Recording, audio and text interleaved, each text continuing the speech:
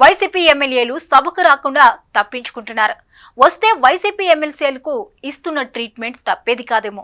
అంతలా శాసన మండలిలో కూటమి సభ్యులు ఫ్యాన్ పార్టీని అటాక్ చేస్తున్నారు. ముఖ్యంగా నారా లోకేష్ అయితే బొత్స లాంటి వారినే హడలెత్తిస్తున్నారు. తాజాగా మండలిలో లోకేష్ ఉగ్ర రూపం చూపించారు. వైసీపీ సభ్యుల నోట మాట రాకుండా చేశారు. లోకేష్ దెబ్బకు కొమ్ములు తిరిగిన నేతలు కూడా సైలెంట్ అయిన పరిస్థితి. గతంలో ఎన్నడూ లేని విధంగా లోకేష్ ఫైర్ అవ్వడం, సోషల్ మీడియాలో ఆ వీడియోలు వైరల్ కావడంతో తెలుగు తమ్ముళ్లు తెగ సంబరపడిపోతున్నారట.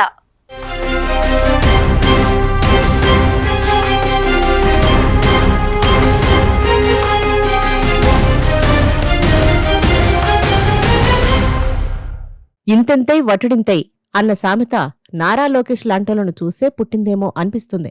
ఎందుకంటే రాజకీయాల్లో ఆయన ఎదిగిన తీరు చాలా ఆశ్చర్యకరంగా ఉంటుంది. ఎవరు హేళన చేసినా అదరకుండా బెదరకుండా మొక్కవన్ని దీక్షతో పోరాడారు. మంగళగిరిలో అంత భారీ మెజార్టీతో గెలవడమంటే ఓ సంచలనమే. 2 తెలుగు రాష్ట్రాల్లో లోకేష్ ఎదుర్కొన్నన్ని దారుణ కామెంట్స్ ఇంకే రాజకీయ నాయకుడు ఎదుర్కొని ఉండరు. రాజకీయ పోరాటంలో తన లక్ష్యాన్ని చేరుకున్న లోకేష్ ఎమ్మెల్యేగా, మంత్రిగా తనదైన శైలిలో దూసుకుపోతున్నారు. ప్రజా దర్బారుతో ప్రజల సమస్యలను పరిష్కరిస్తున్నారు. ఐటీ కంపెనీలను తీసుకొస్తున్నారు. మంత్రిగా కీలక బాధ్యతలు చూస్తున్నారు. అయితే ఎన్నడూ లేని విధంగా లోకేష్ ఫైర్ అయ్యారు. శాసన మండలిలో వైసీపీని హడలెత్తించారు. ఆ వీడియోలు సోషల్ మీడియాలో వైరల్ అవుతున్నాయి.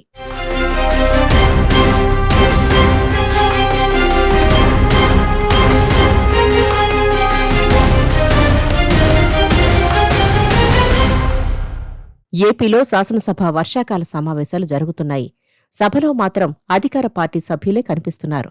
శాసనసభలో కొన్నిసార్లు కూటమి ఎమ్మెల్యేలు తమ నియోజకవర్గాల సమస్యలను లేవనెత్తుతూ బిగ్గరగా మాట్లాడుతున్న దృశ్యాలు కనిపిస్తున్నాయి. అయినా అసెంబ్లీలో విపక్షం లేకపోవడం వల్ల ఆ లోటు స్పష్టంగా కనిపిస్తుంది. కానీ మరోవైపు శాసన మండలి మాత్రం పూర్తిగా వేరే వాతావరణంలో జరుగుతోంది. అక్కడ చర్చలు వాడీవేడిగా జరుగుతున్నాయి. శాసన మండలిలో కూటమి సభ్యులు, వైసీపీ మధ్య మాటల తూటాలు పేలుతున్నాయి. కొన్నిసార్లు వాదోపవాదాలు రచ్చకే దారితీస్తున్నాయి. మండలిలో మంత్రులు వచ్చినప్పుడు వైసీపీ వేసిన ప్రశ్నలకు వారు ధీటుగా సమాధానాలిస్తున్నారు. చర్చల్లో ప్రధానంగా మెడికల్ కాలేజీల ప్రైవేటీకరణ, విశాఖ స్టీల్ ప్లాంట్ ప్రైవేటీకరణ వంటి అంశాలు ముందుకు వస్తున్నాయి. తాజాగా జరిగిన సమావేశంలో మొదటి ఫీజు రియంబర్స్మెంట్పై చర్చ మొదలైంది. ఆ తర్వాత స్టీల్ ప్లాంట్ ప్రైవేటీకరణపై వాదన మొదలైంది.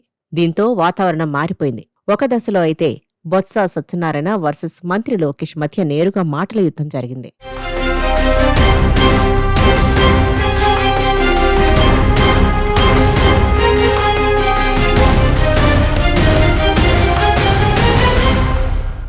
మహిళా ఎమ్మెల్సీలను గౌరవించడం లేదని బొత్స అన్నారు.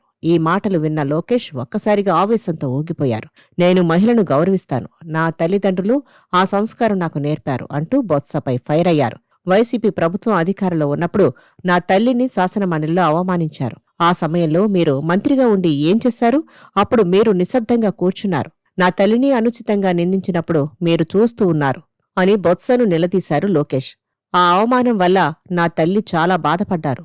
ఆమె ఆ బాధ నుంచి కోలుకోవడానికి 3 నెలల సమయం పట్టింది. అలాంటి కుసంస్కారం నా దగ్గర లేదు అంటూ బొత్సపై మాటల దాడి చేశారు లోకేష్.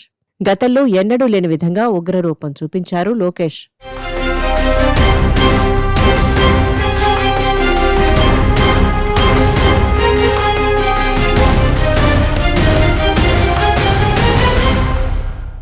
లోకేష్ పరిణితి ఒక్కరోజుతో వచ్చింది కాదు. ఆయన దశాబ్ద కాలానికి పైగా రాజకీయ జర్నీలో రాటుతేలారు.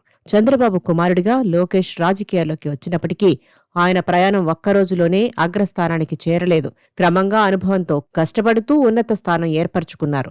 లోకేష్ అమెరికాలో ఉన్నత విద్యను పూర్తి చేసి విదేశానికి తిరిగి వచ్చారు. మొదట ఆయన నేరుగా రాజకీయ రంగంలోకి అడుగుపెట్టలేదు. పార్టీ కార్యక్రమాలను లోతుగా అర్థం చేసుకోవడానికి, యువతను దగ్గర చేసుకోవడానికి ప్రయత్నించారు. ముఖ్యంగా తెలుగుదేశం పార్టీ ఐటీ విభాగం, యువత విభాగంలో చురుకైన పాత్ర పోషించారు. 2014 ఎన్నికల తర్వాత ఆయనకు మరింత ప్రాధాన్యం దక్కింది. పార్టీ డిజిటల్ మాధ్యమాల ద్వారా ప్రజలతో అనుసంధానం కావడానికి లోకేష్ కీలకంగా పనిచేశారు. ఆయన శైలిలో ఆధునికత, సాంకేతికతకు ప్రాధాన్యం ఉండేది. ఇది యువతలో ఆయనకు ప్రత్యేక గుర్తింపు తెచ్చిపెట్టింది. 2017లో ఆయన మొదటిసారిగా ఆంధ్రప్రదేశ్ శాసనసభకు ఎమ్మెల్యే కాకపోయినా శాసన మండలికి ఎంపికై మంత్రిగా ప్రమాణం చేశారు. ఐటీ, పంచాయతీరాజ్, గ్రామీణాభివృద్ధి వంటి శాఖలను చేపట్టి గ్రామీణ ప్రాంతాల్లో రోడ్లు, మౌలిక సదుపాయాల అభివృద్ధిపై దృష్టి పెట్టారు. అదే సమయంలో ఆయనపై విమర్శలు కూడా వచ్చాయి. ఎన్నికల్లో నేరుగా గెలవలేదనే కారణంతో వైసీపీ ఎన్ని విమర్శలు చేసిందో అందరికీ గుర్తుండే ఉంటుంది. వైసీపీ సోషల్ మీడియాలో లోకేష్ను తిట్టని రోజు లేదు. ఇక 2019 ఎన్నికల్లో వైసీపీ గెలిచిన తర్వాత లోకేష్ ఓటమి ఎదుర్కొన్నప్పటికీ వెనక్కి తగ్గలేదు. పార్టీ కోసం నిరంతరం పర్యటనలు చేస్తూ ప్రజల మధ్య గడిపారు. ప్రజా సమస్యలను నేరుగా విని వాటిని పెద్ద ఎత్తున బయటపెట్టడం ద్వారా తన రాజకీయ ఇమేజ్ను పెంచుకోవడం ప్రారంభించారు. 2024 ఎన్నికల్లో బంపర్ మెజార్టీతో గెలుపొందారు. ఈసారి ప్రజలు ఆయన కృషిని గుర్తించారు. శాసనసభలో తన వాగ్దాటి, విపక్షంపై తన దూకుడు వల్ల ఆయనకు ప్రత్యేక గుర్తింపు వచ్చింది. సభలో ఆయన మాట్లాడే తీరు, సమస్యలపై దృష్టి పెట్టడం వల్ల యువ నాయకుడిగా, ధీటైన నేతగా ఎదిగారు. ఇలా నారా లోకేష్ ఒక నాయకుడిగా క్రమంగా ప్రజల విశ్వాసాన్ని గెలుచుకుంటూ పార్టీ భవిష్యత్తు కోసం శ్రమిస్తున్న నాయకుడిగా నిలిచారు. లోకేష్ పరిణితి టీడీపీ శ్రేణుల్లో జోష్ నింపుతోంది. వైసీపీ ఎమ్మెల్యేలు గనక అసెంబ్లీకి వస్తే లోకేష్ను తట్టుకోవడమే కష్టమన్న టాక్ వినిపిస్తోంది. అసభ్యతకు తావు లేకుండా కేవలం సబ్జెక్టుపైనే నిలదీసేలా లోకేష్ మాట్లాడుతున్న తీరు అభినందనీయమంటూ టీడీపీ శ్రేణులు అంటున్నాయి.